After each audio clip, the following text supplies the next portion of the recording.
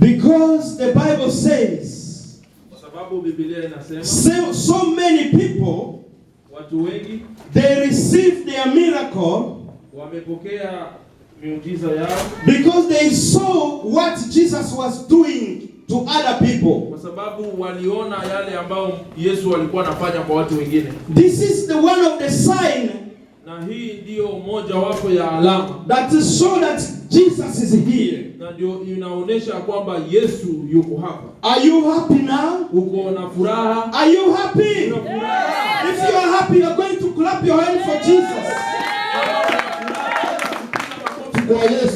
I know our time is going very fast. Ninajua muda wetu unakimbia haraka. But I will be a little bit tight. Nitaendelea kuwa mtafinya kidogo. The word of God of today, neno la Mungu la leo, when I was preparing it, wakati alikuwa mtumishi wa Mungu alikuwa akiandaa, when I was preparing the message of today, wakati alikuwa akiandaa neno la Mungu, I feel blessing. Amesikia kwamba amebarikiwa. I feel like this is also my message. Amesikia kwamba hili ni neno lake. I feel like this also is a message for my brother and sister. Na alisikia kwamba hili ni neno ambalo liko kwa madada. I just want you to be ready. Ninataka na wewe uwe pamoja to receive it. Kwa kulipokea neno hili in your heart. Katika moyo wako. Because it's a blessing to you. Kwa sababu ni baraka kwako. The theme of the message of today. Na kichwa cha neno la leo, it says, nasema you have a place in this church. Una nafasi katika kanisa hili. Can you tell somebody close to you? Ambia mtu karibu yako. You have a place in this church. Una nafasi katika kanisa hili. I don't know if people are really disturbing. I don't know. Are you here? Mbona watu ni kama hamko hapa? Are you here? Mko hapa? Tell somebody close to you. Ambia mtu karibu na wewe. You have a place in this church. Una nafasi katika kanisa hili. And tell him again. Na umwambie tena ukitabasamu, sio tabasamu. Tell him again. Nobody will take me away from this church. Mwambie hakuna mtu atanichukua tena kutoka hapa kutoka kwa hili kanisa.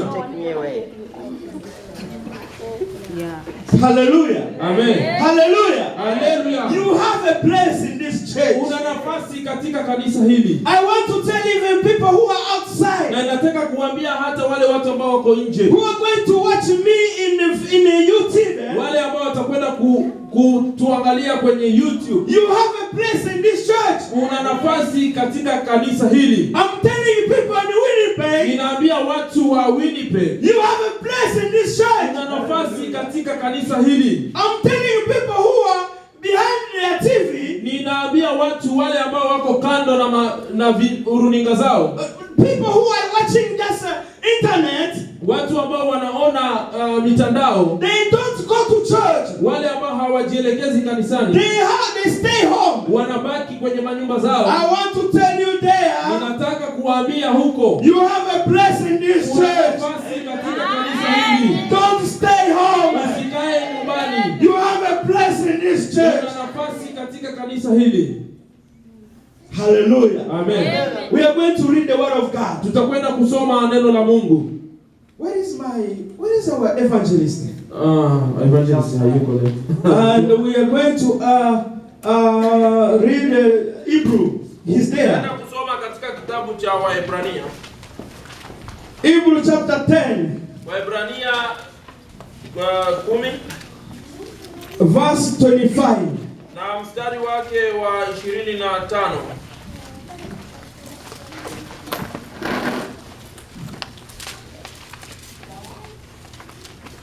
Hebrew chapter 10. Waebrania. I will read it quickly in English and the evangelist is going to read in Swahili. Nitasoma haraka kwa Kiingereza na mwinjilisti ataenda kusoma kwa Kiswahili.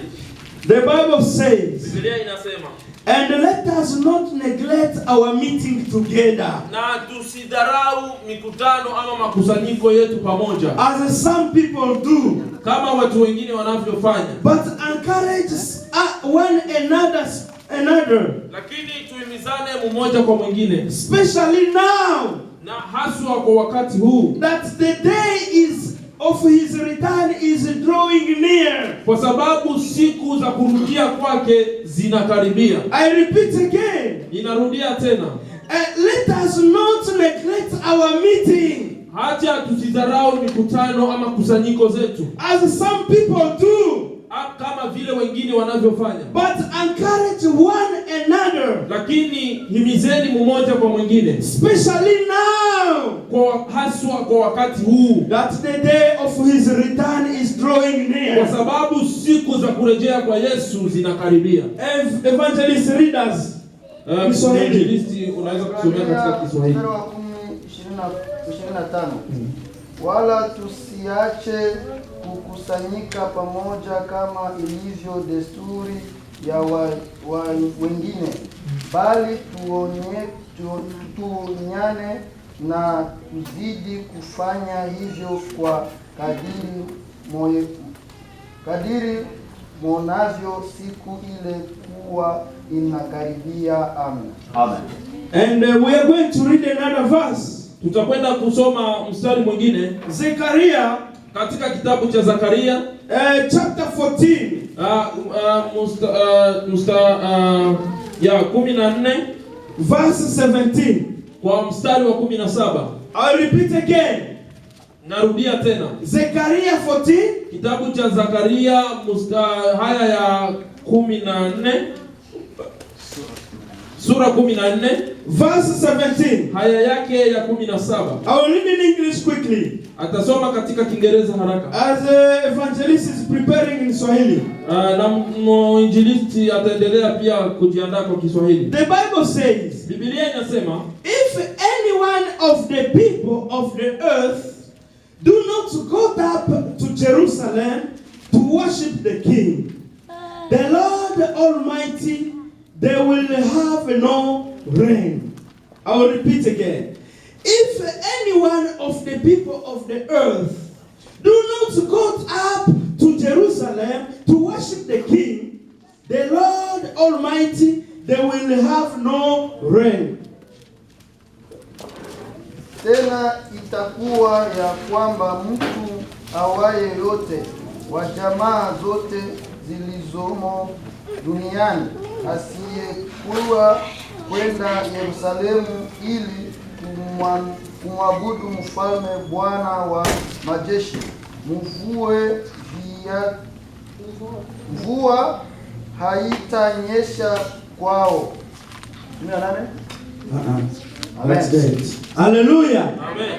As I was saying before, kama nilivyokuwa nikizungumza hapo awali, I want to tell people, nataka kuwazungumzia watu, people in Winnipeg, watu wa Winnipeg, people who are outside the church, watu ambao wako nyuma ya kanisa, people who are moving churches to churches, watu ambao wanahama dhehebu baada ya dhehebu, people who have no fixed church, watu ambao hawana dhehebu kamili, people outside who stay outside just watching TV, watu ambao wanakaa kando kwa kuangalia runinga peke yake. I want to let you know, nataka kuacha mjue, there is your place in this church. Kuna mahali katika kanisa hili. I want to tell you today, nataka kuwaambia siku ya leo, the importance of the local church. Ninataka kuwaonyesha umuhimu wa kanisa za nyumbani. The importance of the local church. Umuhimu wa kanisa za nyumbani.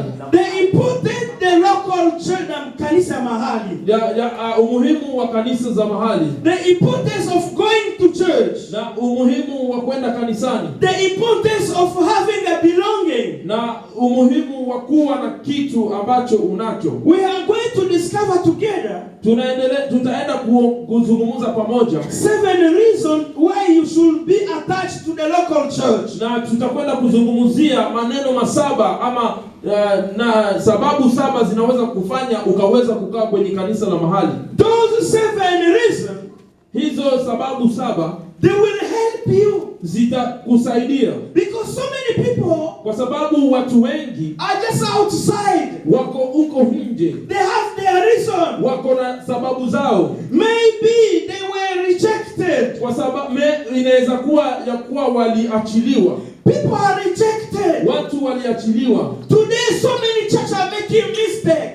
mistakes. Leo kanisa za leo nyingi zinafanya makosa. They reject people. Wanawaachilia watu. Today I want to let you know. Na leo ninataka ujue. You have a place in this church.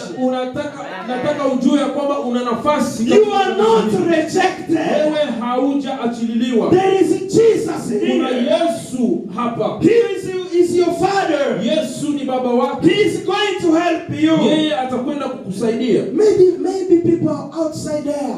Unaweza ukawa mko huko nje. They betrayed them. Na wamekwisha kuachililiwa ama they betrayed them.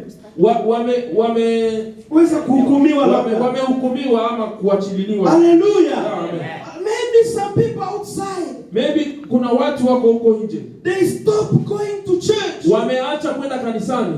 Because they were already disappointed. Kwa sababu walikuwa tayari wamevunjika mioyo. They disappointed by their pastors. Walivunjika mioyo ama wamevunjwa mioyo na wachungaji wao. They were disappointed by the fellow people they go to church together. Walivunjwa mioyo na wandugu ama madada ambao wanashiriki pamoja kwa kanisa. I want us today. Ninataka siku ya leo us to change our mind. Tuweze kubadilisha nia zetu. We have to change our mind. Tunapaswa tubadilishe nia na mafikira yetu. Feel free in the house of God. Tuwe huru katika nyumba ya Mungu. When you come to church, ukikuja kanisani, feel like you are in the house of your father. Pia ya kwamba uko katika nyumba ya baba yako. Let's go quickly and discover this false reason. Acha tuende haraka na tuangalie haya masababu masaba ambayo yanaweza kutufanya before we go there. Mbele tuenende hapo. I want to tell you this. Ninataka kukuambia hivi. There is very important to attach to church. Ni ya muhimu zaidi kujishikilisha kwa kanisa. Every Christian, kila Mkristo yoyote, should have a church. Anapaswa kuwa na dhehebu, should belong to one group. Anapaswa kupatikana katika kikundi kimoja. Amen. Amen. Amen. Amen. Hallelujah. Amen. You should have a church. Ni mzuri ukuwe na kanisa. Don't go back and say my church is just in my heart. Usiseme ya kwamba kanisa langu ni ndani ya moyo wangu. Because so many people say this. Kwa sababu watu wengi wanasema hayo. I will stay home. Nitakaa nyumbani. My church is in my heart. Kanisa langu ama dhehebu langu ni ndani ya moyo wangu. Who told you that? Nani amekudanganya? Who told you that your church is in your heart? Nani alikuambia kwamba kanisa lako ni ndani ya roho yako? Which Bible says that? Biblia gani inasema hivyo? Can you show me that in your Bible? Unaweza kunionyesha mahali gani katika Biblia? But me, I will tell you the truth. Lakini mimi nitakwambia ukweli. It's very important. Ni ya maana ama muhimu zaidi. Because when you stop to go to church, kwa sababu unapoacha kwenda kanisa, even your spiritual life, hata maisha yako ya kiroho decrease. Yanadidimia. It decrease. Yanadidimia pia. It's like you planted a tree. Ni kama vile umempanda mti and you come every day and you uproot it again. Ni kama unaupanda mti tena kila wakati unapanda na unautoa, unaongoa. And I want to assure you eventually that tree will die. Ya kwamba huo mti utakufa. So when you stop to go to church, na wakati simamisha kutokwenda kanisa, you are a dead person. Umekuwa mtu mfu. Tell somebody close to you. Ambia mtu kando na wewe. When you are going to stop to go to church, unapoacha kwenda kanisa, you are going to become a dead person. A dead person. Unakuwa mfu, maiti. That's the word of God. Hilo ni neno la Mungu. You want it or you don't want it?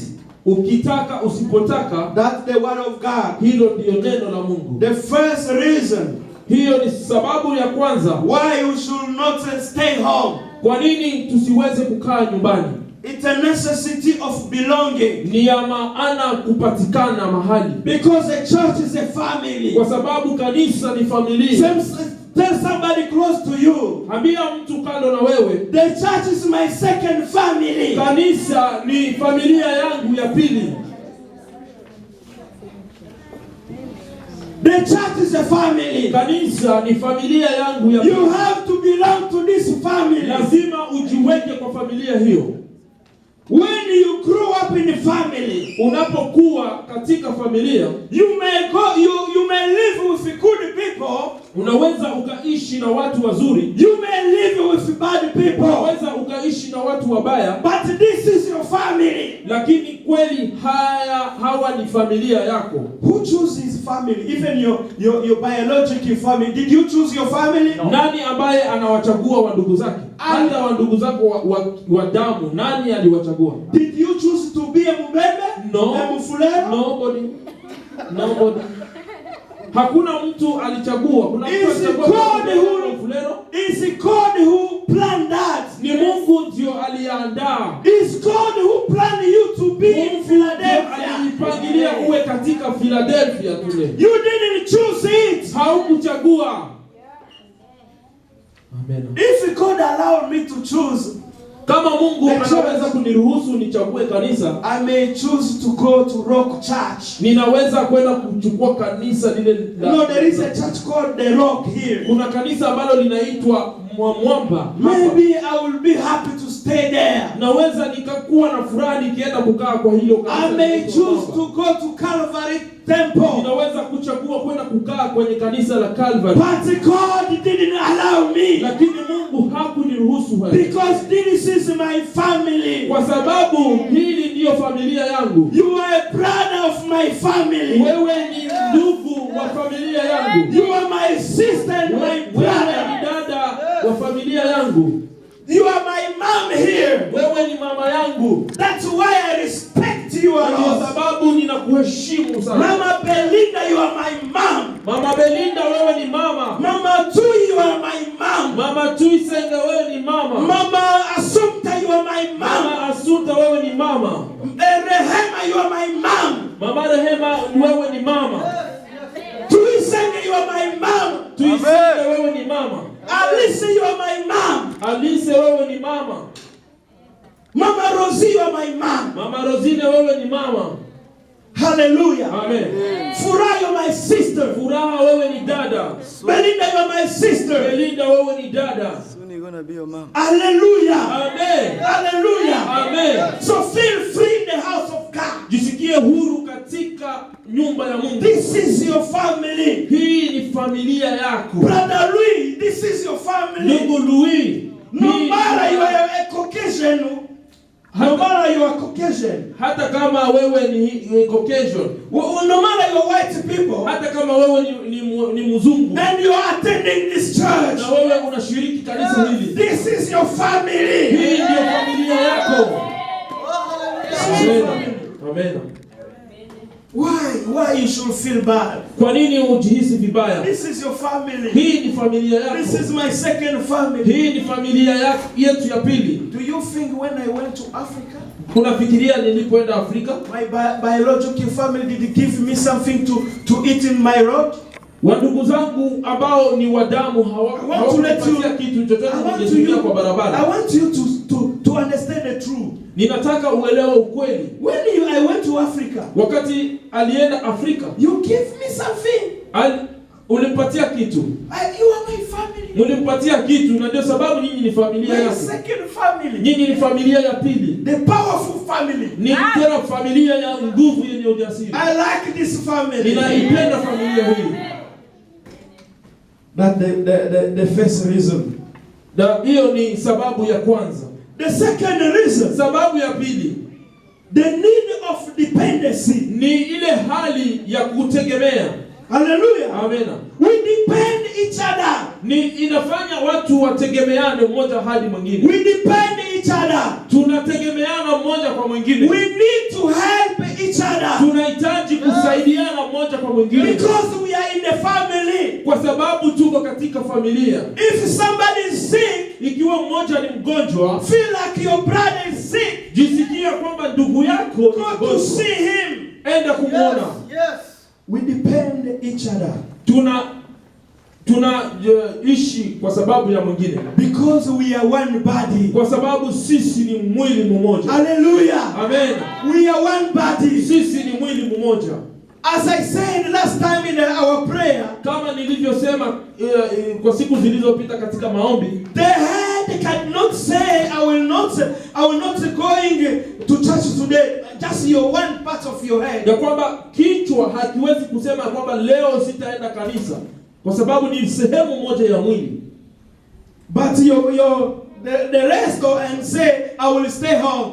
Na kisha kiwiliwili kisema kwamba the rest of body say, I will go to church. Kisha hii ingine zaidi ya mwili iseme ya kwamba nitaenda kanisa. My hand cannot go away from the body and go there and say, I will move chair by myself. Na mkono hauwezi ukasema kwamba nitachukua viti peke yangu. So the whole body, so mwili wote kwa lazima is connected. Ni mwili ambao unaunganishwa. Hallelujah. Amen. We are connected. Umeunganishwa. I'm connected with brother here. Umeunganishwa na I'm mchungaji. connected with Assumpta. Nimeunganishwa na Assumpta. I can't say, siwezi kusema this ministry I will do it by myself. kwamba huduma hii nitaifanya peke yangu. I need you. Ninakuhitaji. You have a place in the Una church. nafasi katika kanisa hili. We need each other. Tunahitaji mmoja hadi mwingine. We need your talent. Tunahitaji kipaji chako. Do you know so many people outside? Unajua kwamba nje kuna watu wengi. God will ask them one day. Mungu atawauliza siku moja. They have their talents. Wana vipawa vyao.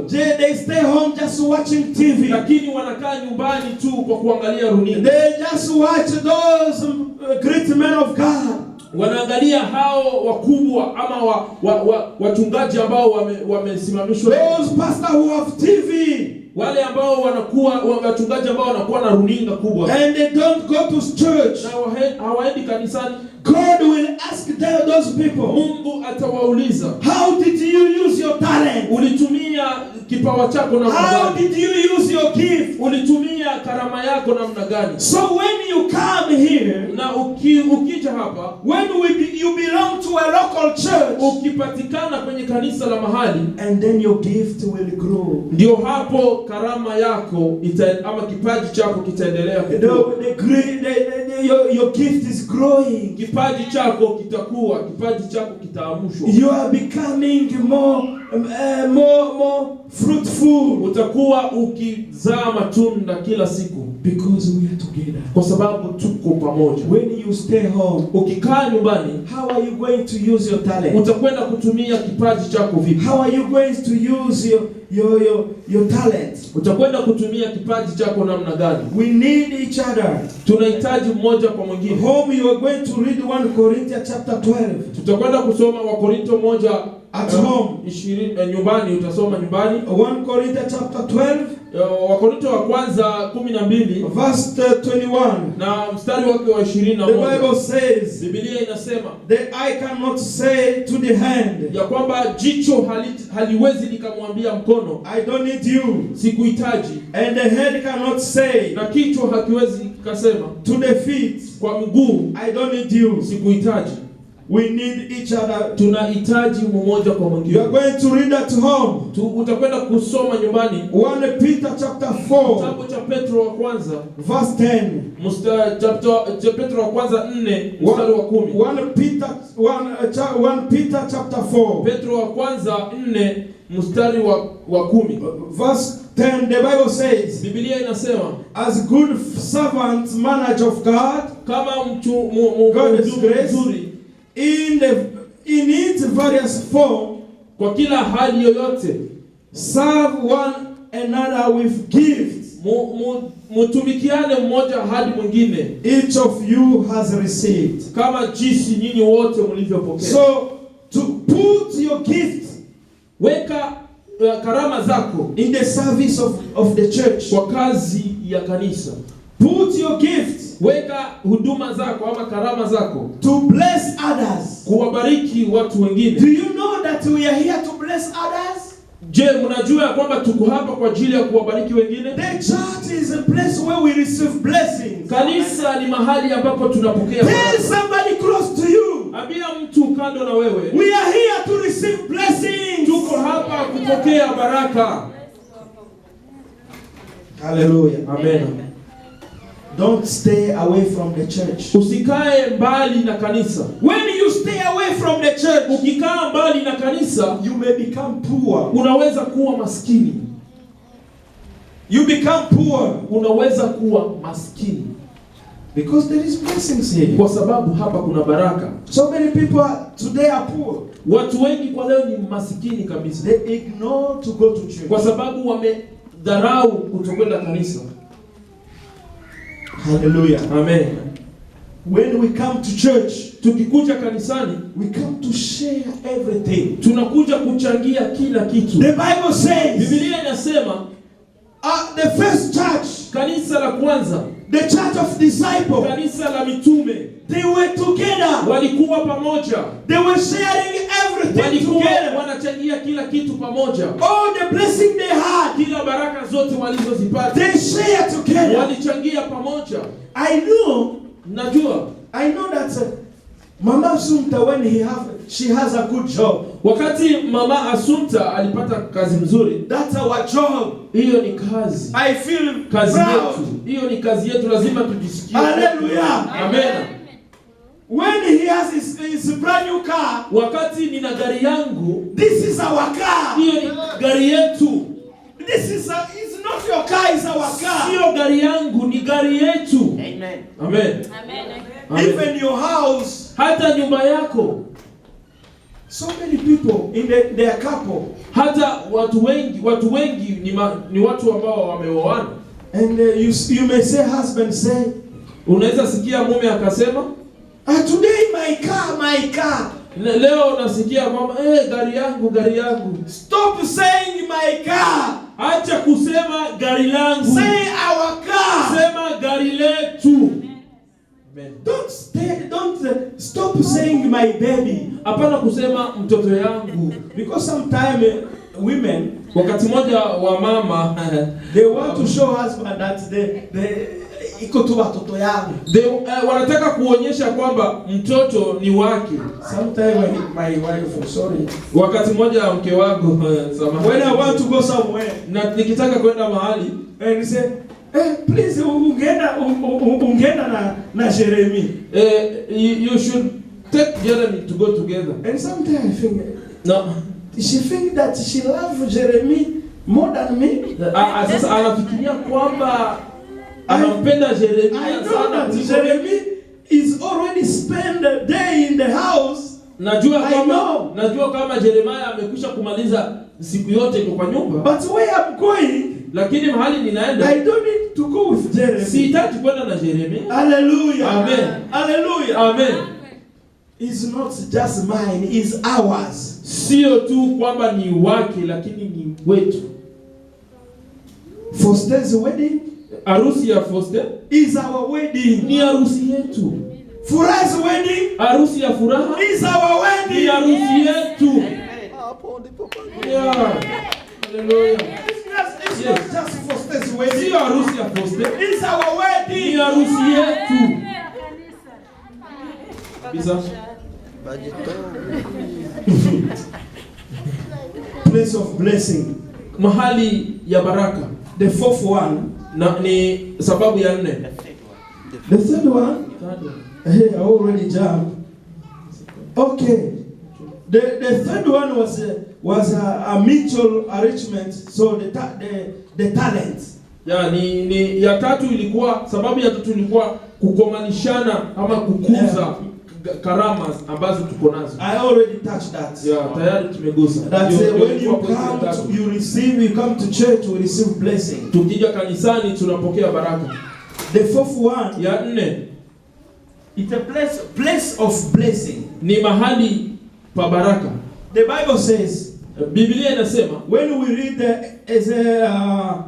Zechariah 14, tukisoma kitabu cha Zakaria 14, the Bible says, Biblia inasema, for those who stay home, kwa wale ambao wanakaa nyumbani. Let me read it again. If any one of the people of the earth do not go up to Jerusalem to worship the King, the Lord Almighty, the rain will have they will not have rain. So if you don't go to church, ikiwa hautaenda kanisani, the rain will not come upon you. Mvua haitanyesha. 5 reasons. Sababu 5. We grow in the church. Tunakomaa kanisani. This is a place to grow. Hii ni mahali ya kukomaa. This is not a place to stay baby. Hii sio mahali ya kukaa mtoto. That's why sometimes, ndio sababu wakati moja as a pastor, kama mchungaji, I may rebuke you. Ninaweza nikakusomea kabisa na nikakulaani ama nikakusomea. I will just may rebuke you. Nikakukemea. Hallelujah. Amen. I may say no. Ninaweza nikasema tafadhali brother Kiza, no. Ndugu Kiza, hapana.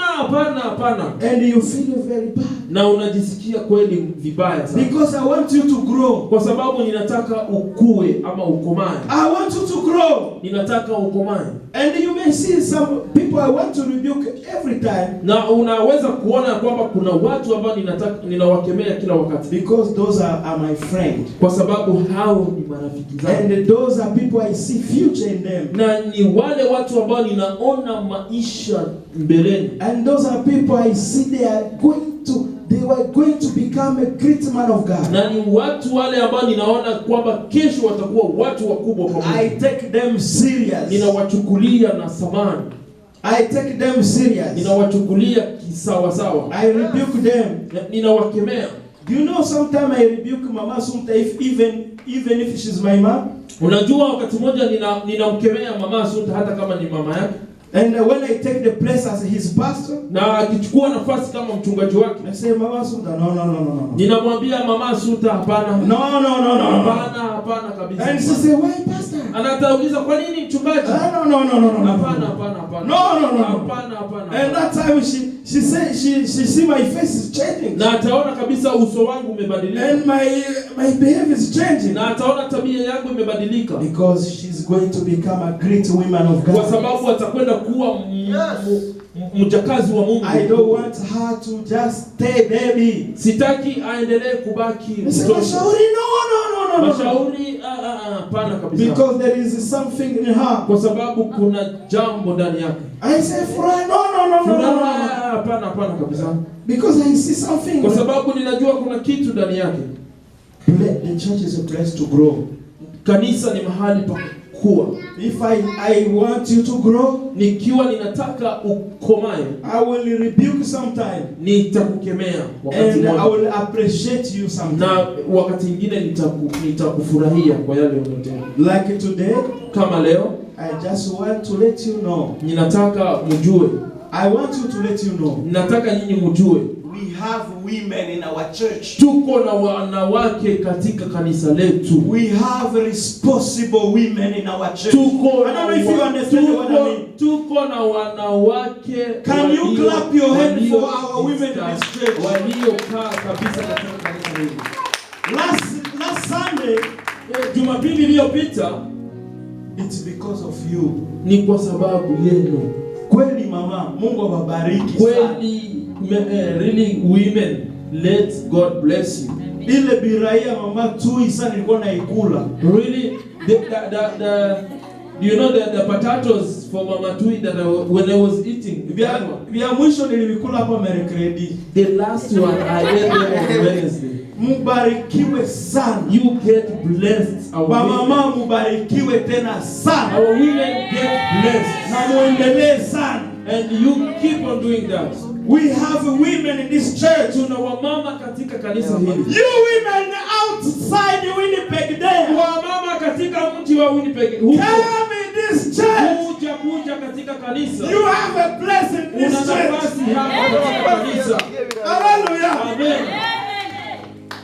Wako nafasi kabisa. They have a place. Kuna nafasi. As Mama Sunta was testifying here. Kama Mama Sunta alivyokuwa akishuhudia hapa. She has a vision for women. Ana maono kwa ajili ya wamama. Who is going to support that vision if you don't come? Atakwenda kumshikilia kwa maono hayo usipokuja? We need to support each other. Tunahitaji kusaidiana mmoja hadi mwingine. The church is the sixth reason. Sababu ya 6. The church is a place of refuge. Kanisa ni mahali ya makimbilio. Yes. The church is a place of refuge. Kanisa ni mahali ya makimbilio. When you have a problem, Ukiwa na shida, you come to church. kuja kwenye kanisa. Hallelujah. Amen. You know, back home, Unajua huko nyumbani, when there is a war, wakati kuna vita, so many people, they run, they go to church. watu wengi wanakimbilia kanisani. They know the soldier will not enter in the church. Wanajua askari hawezi akaingia. Back home, our soldier respect the church. Nyumbani huko maaskari wanaheshimu kanisa. When there is a trouble in the city, Kukiwa na shida kwa mji, people run in the church. watu wanakimbilia kwa kanisa. I like so many North American church here. Ninafurahia sana kanisa nyingi za Amerika ya Kaskazini. They have also food bank. Wanakuwa na ile hazina ya chakula. We are praying next time we are going to have our own food bank. Na sisi tunaomba ya kwamba siku zijazo tutakuwa na yetu hazina. We are going to give our people food. Tutakwenda kuwapatia watu wetu. We already started. Gala ya chakula ya. We already started. Tumeshaanza tayari. If you miss the prayer of Friday, sometimes you miss food. Ukikosa mafundisho ama maombi ya Ijumaa, Me, I don't miss the prayer. Sometimes I don't miss the Friday prayer. Tutaanza kuja. Because sometimes we receive food. So unajua usipokuja maombi ya Ijumaa, ujue ya kwamba umekosa pia hata chakula. The church should have a restaurant. Lazima kanisa liwe na hoteli ama restaurant. We are praying God to give us our building. Tunaomba Mungu atupatie jumba letu. After church we eat together. Ili tuweze kukula pamoja pastor. We have a restaurant. Tutakuwa na mkahawa. Jesus is preparing a restaurant for Philadelphia. Yesu anaendelea kuandaa mkahawa ya Philadelphia. Let's read Mark. We don't have much time. Hatuna muda mwingi. But Mark chapter, the Bible says in Mark chapter 2 verse 3 to 5, the Bible says people came to him. Biblia inasema katika kitabu cha Mark 2:3 mpaka 5 ya kwamba watu wakaja kwake, bringing paralytic, wakaleta walemavu, as they could not approach it, na kwa sababu hawangeweza kufikia approach Jesus, kwa sababu hawangeweza kumfikia Yesu because of the crowd, kwa sababu watu walikuwa umati wa watu. You know that story? Unajua hiyo story? They were bringing a crowd of people.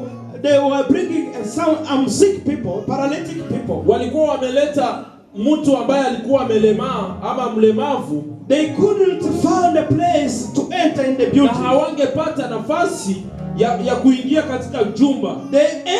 They opened the roof and they entered the building. Wakafungua juu kisha wakaingia ndani ya jumba. I just want to address that example. Nimetaka nilete mfano huu to show you that a church is a place to bring your problem. Ni kutaka kukuonesha kwamba kanisa ni mahali ambapo unaleta shida zako. But today so many churches disappoint people. Lakini leo kanisa nyingi zinawavunja watu mioyo. You bring your problem, unaleta shida zako.